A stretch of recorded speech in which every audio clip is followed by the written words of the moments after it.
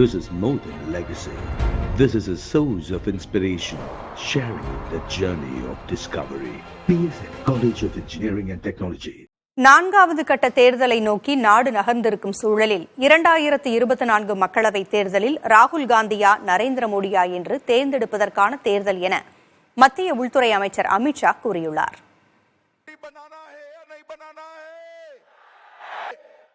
தெலங்கானாவின் போன்கிர் மக்களவைத் தொகுதியில் பரப்புரையில் ஈடுபட்ட அமித் ஷா, இந்த தேர்தல் நரேந்திர மோடியின் பாரதிய கேரண்டிக்கும் காங்கிரஸ் மூத்த தலைவர் ராகுல் காந்தியின் சீனா கேரண்டிக்கும் இடையிலான தேர்தல் என்றார். அதேபோல ராகுல் காந்தியா நரேந்திர மோடியா என்று தேர்ந்தெடுப்பதற்கான தேர்தல் என்றும், வளர்ச்சிக்கா ஜிகாத்துக்கான வாக்குகளா என்றும் அமித் ஷா கேள்வி எழுப்பினார்.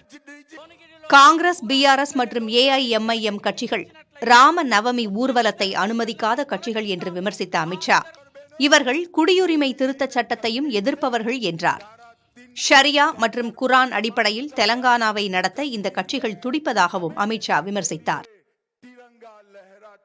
இதுவரை அம்பானி, அதானி பெயரை மேடையில் உச்சரிக்காத பிரதமர் மோடி, காங்கிரஸ் மூத்த தலைவர் ராகுலுக்கு அம்பானியும் அதானியும் டெம்போக்களில் பணம் அனுப்பியதாக பேசியிருந்தார். அதேபோல சீனா குறித்து மேடையில் இதுவரை பிரதமரோ உள்துறை அமைச்சரோ பேசாத நிலையில் இப்போது சீனாவை குறிப்பிட்டு உள்துறை அமைச்சர் பரப்புரையில் பேசியிருக்கிறார். This is more than legacy.